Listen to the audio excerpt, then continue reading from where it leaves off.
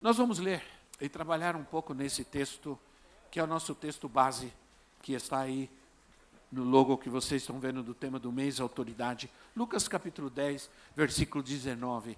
Lucas capítulo 10, versículo 19, que diz assim: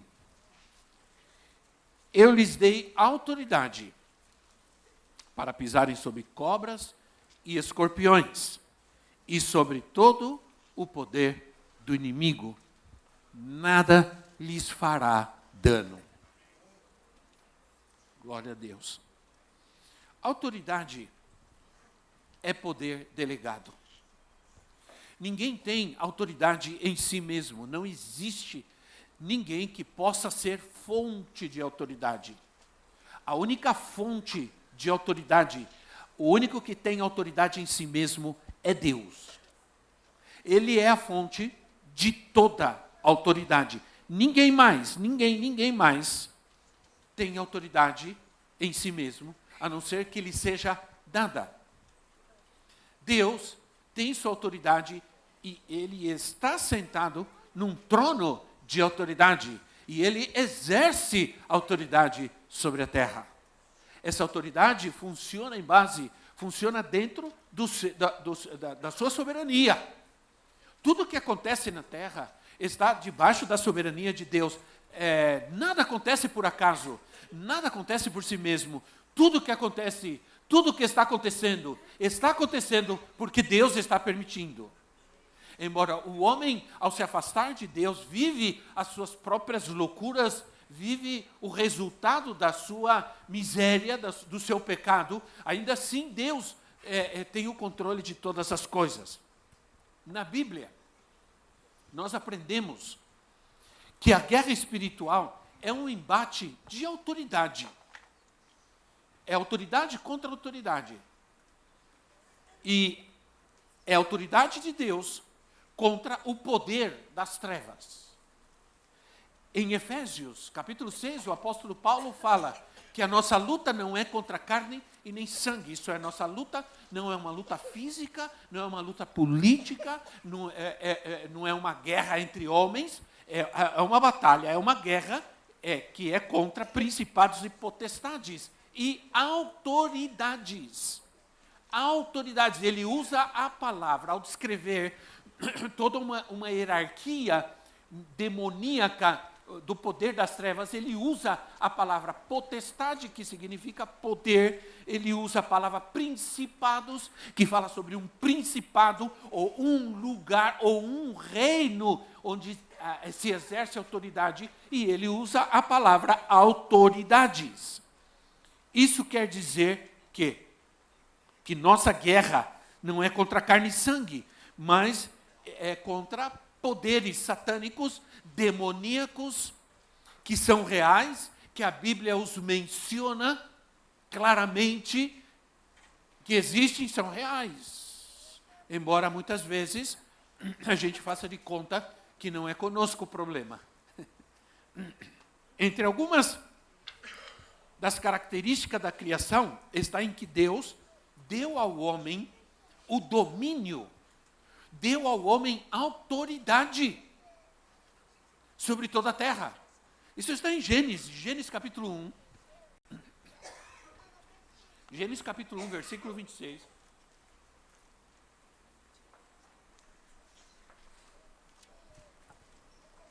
A 28 diz assim: Então disse Deus: façamos o homem em nossa imagem, conforme a nossa semelhança. Domine ele sobre os peixes do mar, sobre as aves do céu, sobre os animais grandes de toda a terra e sobre todos os pequenos animais que se movem rente ao chão. Criou Deus o homem à sua imagem, a imagem de Deus o criou. Homem e mulher os criou. Homem e mulher os criou. Deus os abençoou e lhes disse: sejam férteis, multipliquem-se, encham e subjuguem a terra. Dominem sobre os peixes do mar, sobre as aves do céu e sobre todos os animais que se movem pela terra. Olha palavras aqui, palavras que são muito esclarecedoras para nós. Dominem, subjuguem administrem. Essas palavras, elas demonstram domínio, elas demonstram autoridade. Mas por causa do pecado, o homem foi expulso do jardim, isso é, ele teve que sair de um lugar de autoridade, de um lugar de exercício de autoridade, onde Deus o colocou para exercer autoridade. Eu creio que ao expulsar o homem do jardim, Deus não estava se vingando, ou Deus estava tomando uma atitude radical. Não, Deus estava demonstrando amor, misericórdia, porque o que merecia o homem a causa do seu pecado era a morte. A Bíblia diz que o salário do pecado é a morte. O salário do pecado é a morte. O homem merecia a morte, mas Deus, na sua misericórdia, ainda o deixou à mercê das suas próprias decisões, já que ele tinha tomado uma decisão por si mesmo. Então agora sai e vai viver os resultados da sua própria decisão. Você escolheu desobedecer a Deus, agora você vai viver em desobediência. E Paulo em Efésios capítulo 2 assim, antes estávamos mortos em nossos pecados, porque éramos como todos, e filhos da desobediência. Filhos da desobediência. Então, irmãos, podemos pensar aqui que o castigo de ter comido o fruto da árvore, podemos pensar que foi apenas aquela morte espiritual, mas também a morte física. Provavelmente, essa é uma grande possibilidade, que nunca Deus planejou para o homem a morte. A morte é algo muito frio, muito feia, muito terrível. Provavelmente esse homem, esse ser criado à sua imagem e sua semelhança, ele foi criado para ter vida eterna, para viver, para estar com Deus. A mim me dá a impressão que Deus criou um ser à sua imagem e sua semelhança para se relacionar com Ele. Deus vinha todos os dias e eles tinham um relacionamento, como diz a palavra de Deus. Pela tarde Deus vinha e havia um relacionamento perfeito entre dois seres plenamente santos. Mas o pecado afetou a amizade e a relação de Deus com a sua criação. Então, a misericórdia e o amor de Deus são demonstrados, então, através do plano de redenção. E imediatamente o pecado vem, e imediatamente o amor, o coração de Deus explode em misericórdia, em amor, e Ele estabelece um plano perfeito de redenção para a humanidade, para nós homens, apesar do estrago que o pecado fez, né? Então, nós concluímos que o pecado afeta a autoridade de Deus em nós, porque ele nos separa de Deus, ele nos tira do lugar de autoridade de Deus e nos separa do nosso Deus. Por isso, nós perdemos a autoridade. O homem, ao ser tirado desse lugar de autoridade, ele não podia mais ficar nesse lugar. Ele perdeu o exercício do poder que Deus lhe deu sobre todas as coisas. Ele agora teria que trabalhar, ele teria que sofrer para se alimentar, para cuidar da sua vida, para se manter nessa terra. Aí veio o sofrimento, e a palavra diz: com sofrimento você vai trabalhar, com sofrimento você vai produzir espinhos e cardos. Uma vida que não é fácil. Uma vida sem Deus. Já com o Senhor na nossa vida, eu diria, não é tão fácil certas coisas, imagina sem Deus, né? Mas, então a guerra estava declarada. A guerra estava declarada. Gênesis 3,15, porém, inimizade entre você e a mulher, entre a sua descendência e o descendente dela, este lhe ferirá a cabeça e você lhe ferirá o calcanhar. Começa então uma guerra que ela vai continuar. Ela continua entre o reino de Deus e o diabo, entre a semente da mulher e do diabo.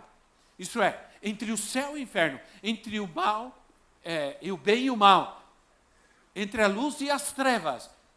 É uma guerra real que se iniciou no momento em que o homem cedeu à tentação do pecado.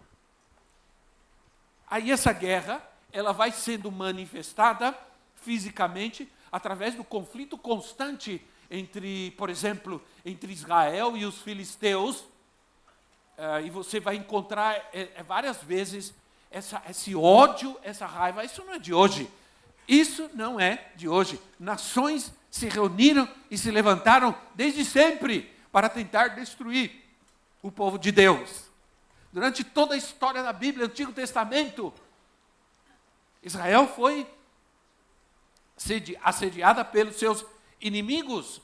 Um povo que aparentemente, humanamente, era insignificante. Um povo que nem era guerreiro, que tinha saído do Egito, eram escravos, saíram do Egito com a roupa suja de barro.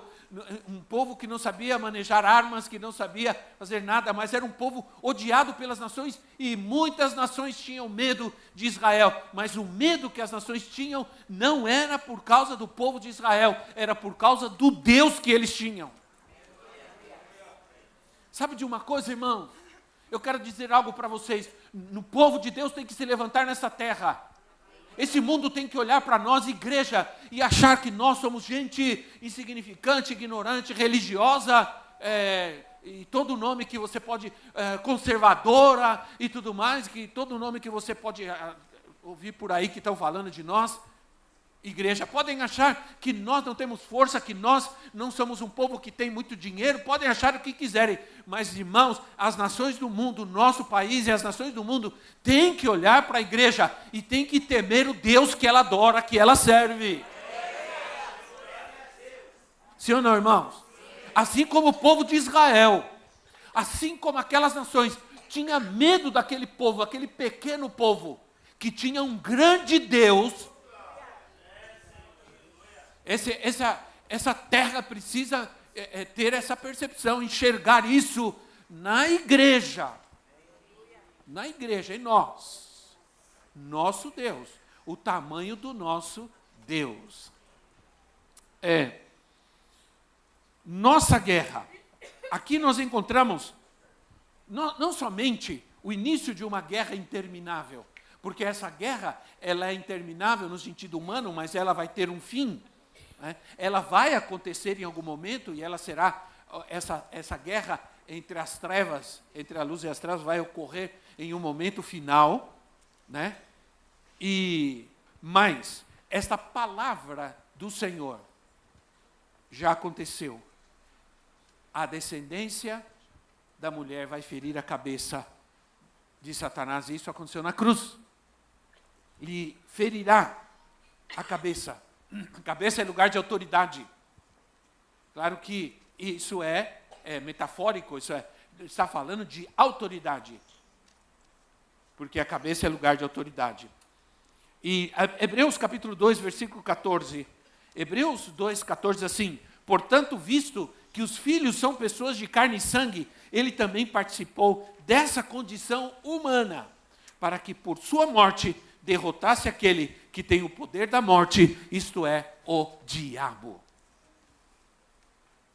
Lucas 10, o texto que nós lemos, demonstra claramente, então, essa imagem dessa guerra.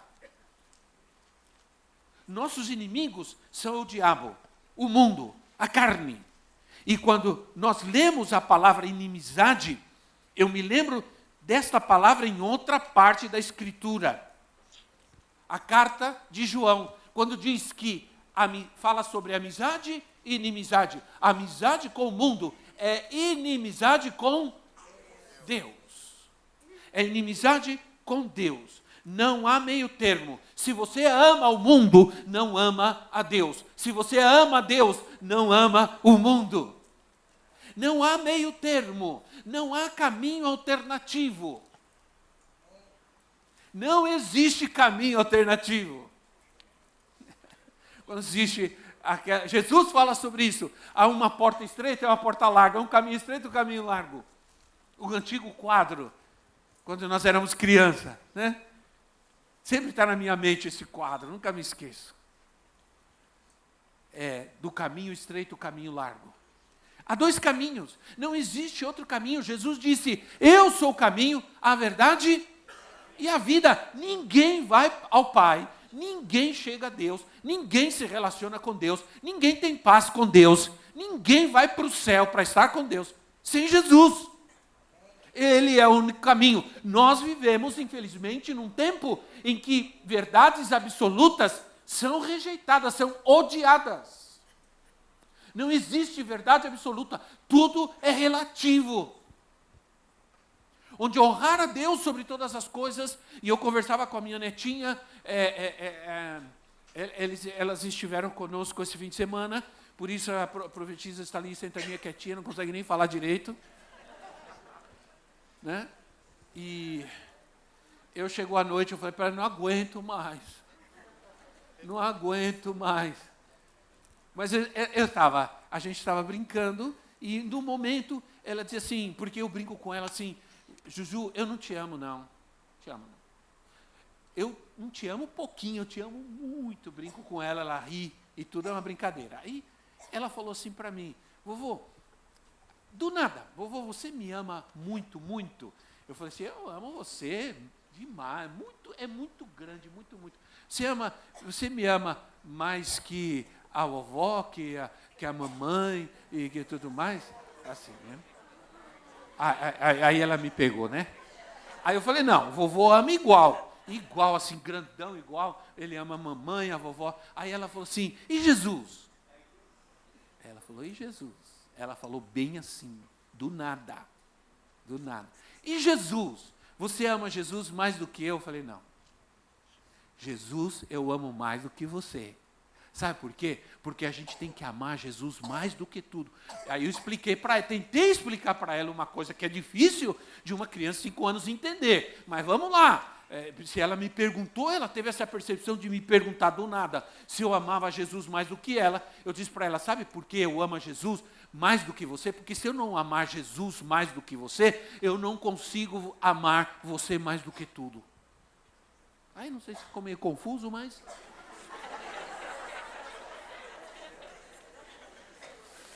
Tomara que ela, pelo menos ela ficou feliz. Não protestou porque eu falei que eu amava Jesus. Eu amo Jesus mais do que a mamãe, mais do que a sua mamãe, mais do que a vovó. Eu amo a Jesus mais do que todo mundo. Porque se eu amar Jesus mais do que todo mundo, eu sou capaz de amar todo mundo de uma maneira grande. Entenderam, crianças?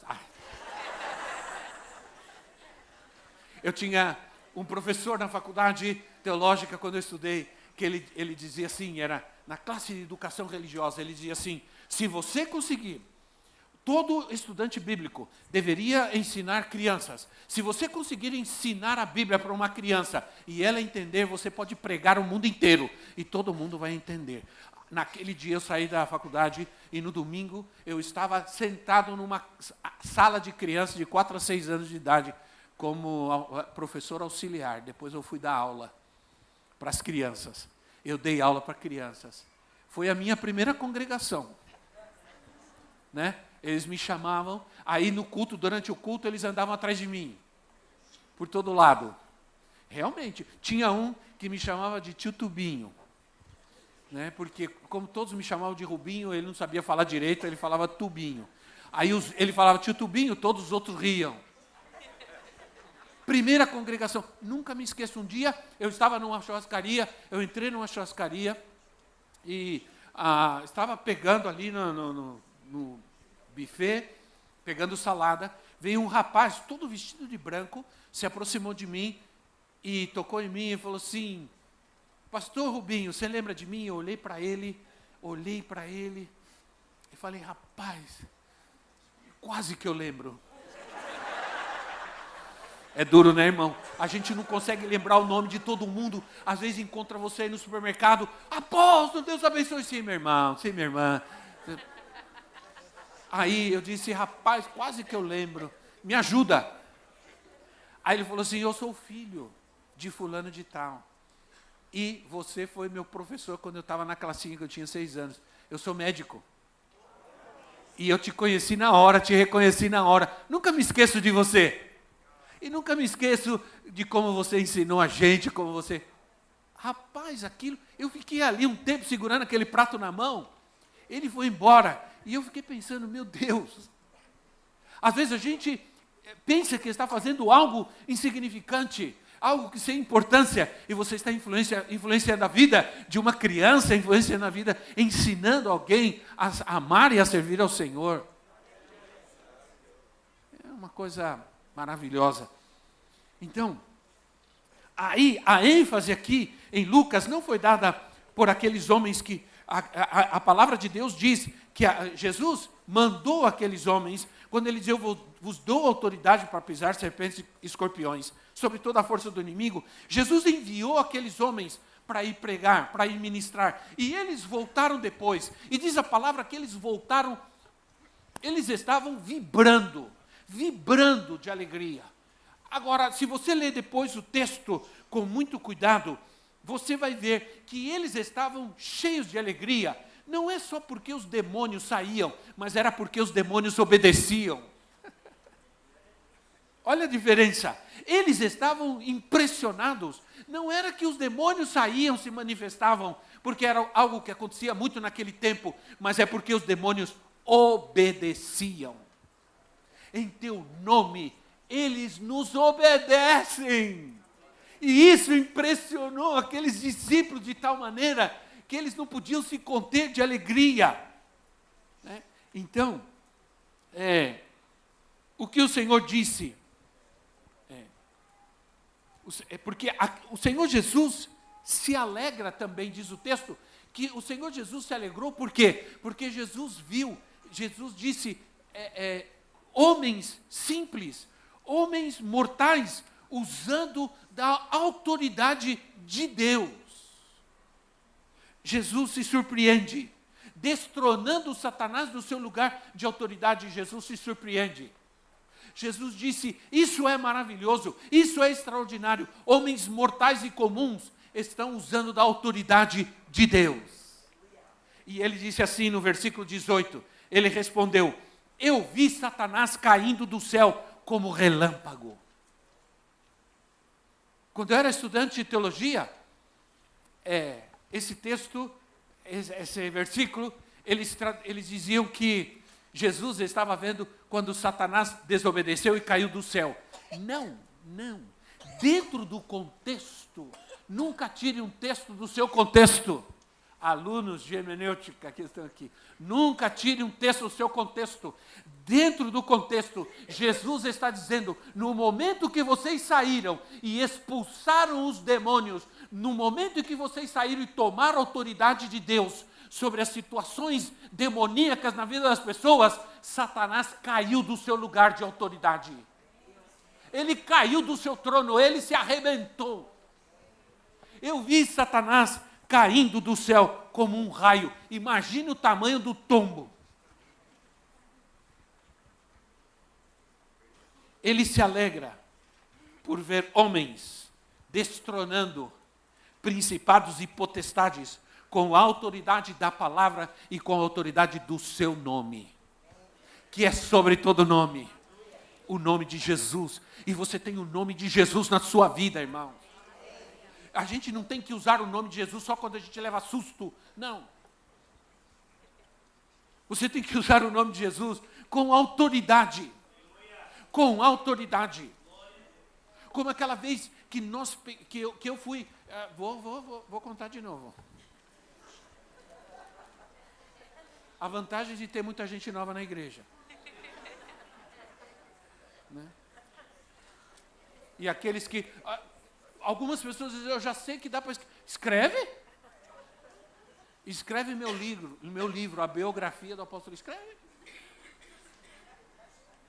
Fui visitar um povoado em Guatemala e o pastor, que não tinha onde me colocar, desalojou as galinhas do galinheiro, limpou o galinheiro, colocou uma rede e eu dormi lá. Só que eu peguei um piolho de galinha e peguei uma sarna, que esse piolho provoca uma sarna de galinha, e pegou toda a minha pele, comecei a coçar. O pior não foi isso, o pior é que eu voltei para casa sem saber e passei para ela e para duas crianças.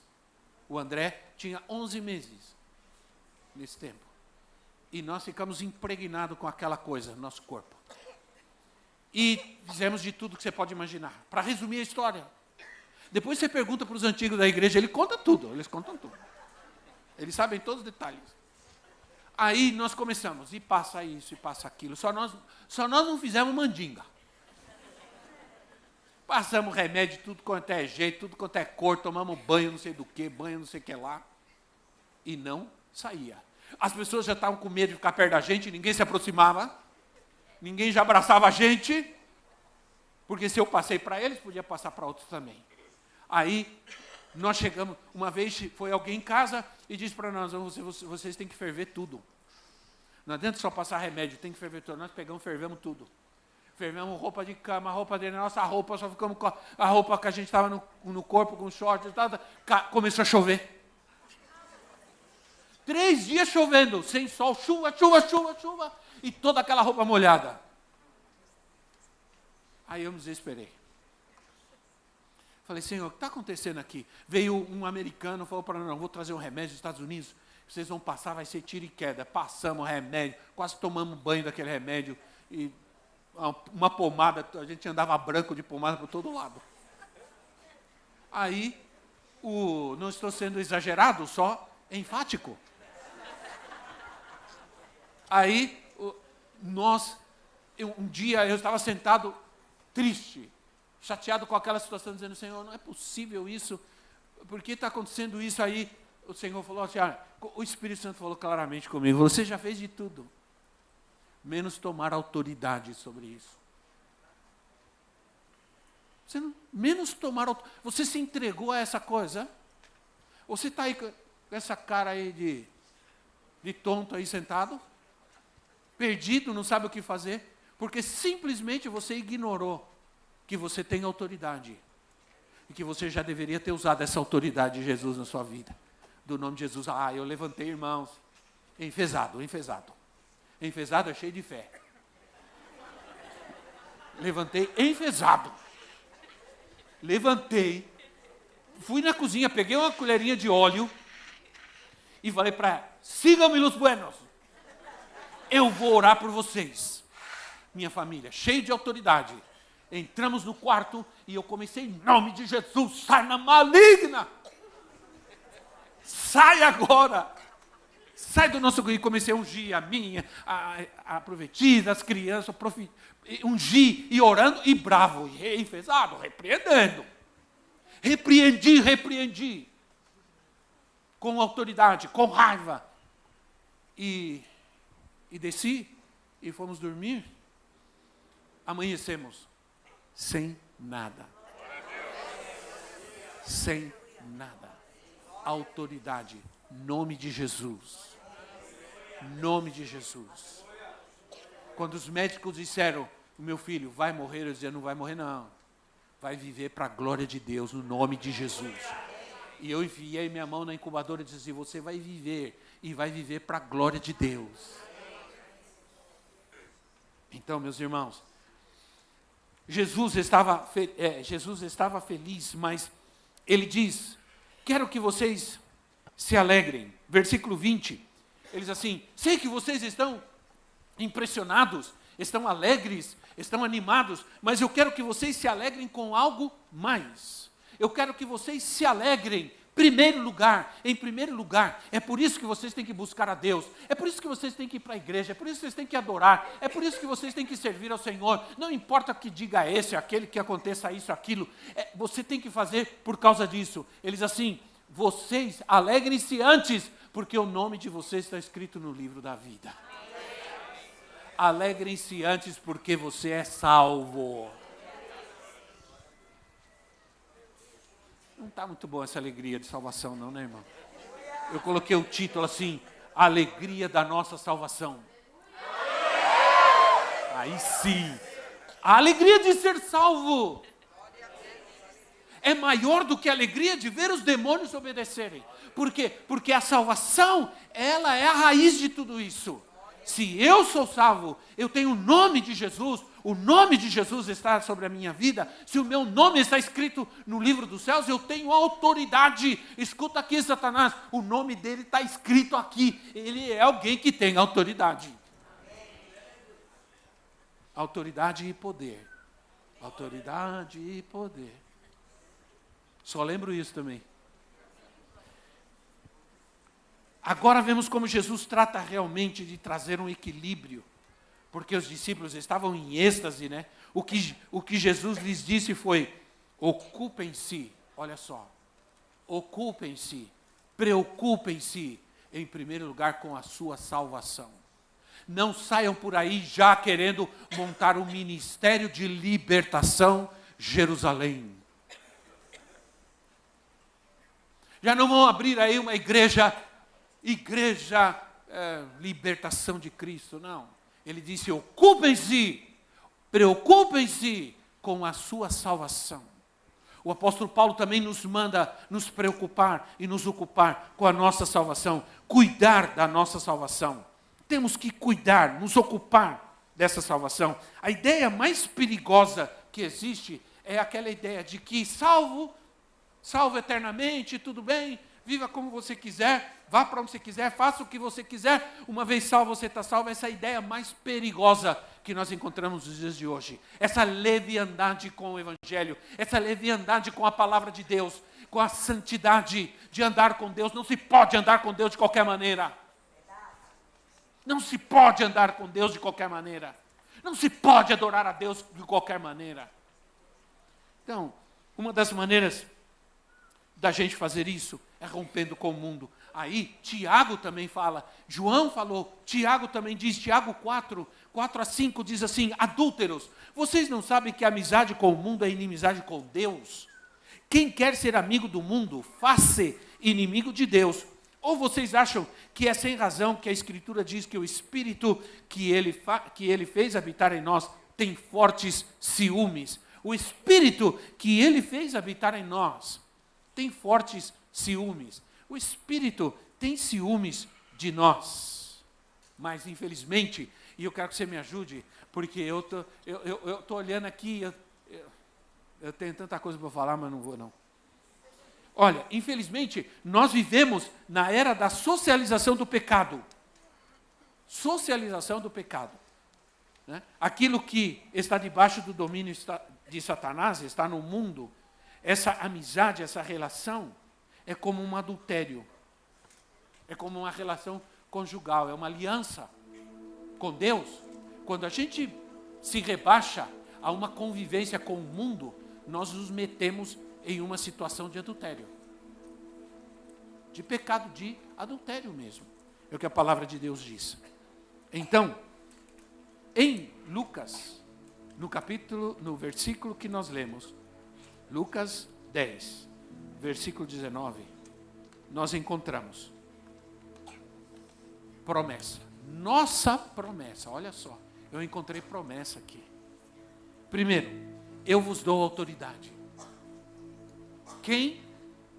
E não é uma palavra só para os discípulos não, hein? Vou terminar falando sobre isso. Não é não. É para nós, é para mim e para você. Eu vos dou autoridade. Qual é a fonte da promessa? Hã? Quem está dando autoridade para nós? Quem? Jesus. Eu dou autoridade para vocês. Eu vos dou autoridade. Essa autoridade não foi só para os discípulos, mas ele a constituiu a todos aqueles que creem. No meu nome expulsarão os demônios. Isso é claramente o exercício da autoridade a todos os que creem. Quantos creem aqui? A certeza da promessa. Eu lhes dei. Não está dizendo, eu vou dar. Se você se comportar, ficar bonitinho, eu te dou. Não. Eu lhes dei. É a certeza da promessa. Esse passado demonstra o sacrifício de Jesus na cruz. Já aconteceu. Ele já nos salvou. Ele já nos libertou. Ele já nos deu autoridade. Sim ou não? Ele já nos curou. Pelas suas feridas, nós fomos sarados. Não seremos. Nós fomos sarados. Aleluia. Então, aí nós temos autoridade, eu dou autoridade e poder. Isso fala, essa é a legalidade da promessa. A legalidade. A autorização. A palavra poder aqui é a palavra dunamis, que significa autorização. Poder de dinamite e exousia, são duas palavras, autoridade e poder. Uma significa poder poderoso, e a outra significa autorização. Autorização para usar um poder que não é nosso, é do Senhor. É a questão, você como policial, o policial tem autoridade, o caminhão tem poder, mas você tem autoridade. Um caminhão gigantesco, um policial pode parar um caminhão, bom, antigamente era assim, agora não sei mais. De um caminhão gigantesco, o caminhão tem que parar, porque o caminhão tem o poder, mas o policial tem autoridade. Entende? O alcance da promessa. O alcance da promessa sobre toda a força do inimigo. Diga, toda a força do inimigo. Essa é a extensão da promessa. Não é só sobre alguns probleminhas da vida, não. É sobre toda a força do inimigo. Não é, claro que não é uma autorização para a gente sair por aí declarando que vamos conquistar o mundo, subjugar as autoridades. Não é autorização para a gente sair por aí caçando demônios, caça-fantasma, virando gente que só fala em demônio, só vê demônio, não. Mas nós não podemos também agir com a loucura de subestimar o poder do inimigo. Uns exageram, mistificam, abusam, outros ignoram, negam, minimizam, e essa falta de equilíbrio tem afetado a igreja. Doenças malignas têm dominado o povo de Deus, demônios de miséria, de pobreza, de depressão, têm dominado os filhos de Deus, e nós não temos tomado autoridade. Vamos tomar autoridade sobre nossa casa? Amém ou não? Amém. Sobre os nossos filhos? Amém. Em nome de Jesus. Sobre os nossos inimigos que nos ameaçam. Vamos resistir o mundo. O mundo se opõe cada vez mais a Deus, a sua palavra, a verdade, a família. Mas nós temos que nos opor. Não comungue com essas coisas do mundo, porque tudo isso é mentira. Não acredite nessa coisa de, o Senhor aceita, o Senhor é amor. O Papa, e que me ouça toda a internet, não tem problema. O Papa acabou de dizer que deu ordem aos padres que abençoem as relações igualitárias. E agora? O que me importa? Eu continuo seguindo o que disse Jesus, não o Papa. Não me interessa o que disse. Nós estamos num mundo que não somente não quer Deus, nós estamos hoje num mundo que é contra Deus. Preste atenção, é contra Deus. Jesus disse, deixai vir a mim, Jesus disse, deixai vir a mim as criancinhas, porque delas é o reino dos céus. O mundo está mandando matar criancinhas. Sim ou não? Dando matar. A pedofilia está sendo catalogada como uma doença. Claramente estão tentando criar uma narrativa de dó ou de pena por alguém que estupra e violenta crianças. Isso tem que nos dar indignação. Jesus deixa vir as minhas criancinhas porque delas é o reino. E eles estão legalizando a morte. Eu já falei domingo passado sobre isso e vou continuar falando até. Porque a gente não pode se calar. Nós não podemos nos calar. Um filme lançado recentemente pelo ator Jim Caviezel. É aquele ator que interpretou Jesus no filme A Paixão de Cristo. O nome do filme é Sound of Freedom, que em português significaria a música, como é? O Som da Liberdade. A produção desse filme foi rejeitada por Hollywood, foi rejeitada por as maiores produtoras de filmes do mundo.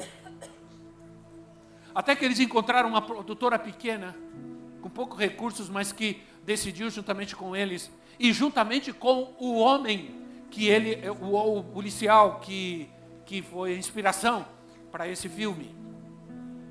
É um filme que fala sobre o tráfico e a exploração de crianças, e foi rejeitado por toda a mídia. Aqui no Brasil não se fala, a mídia não fala, esse governo nojento está contra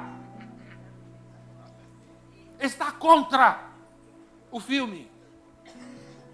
E nós não vamos falar nada, nós vamos nos calar com medinho? Não!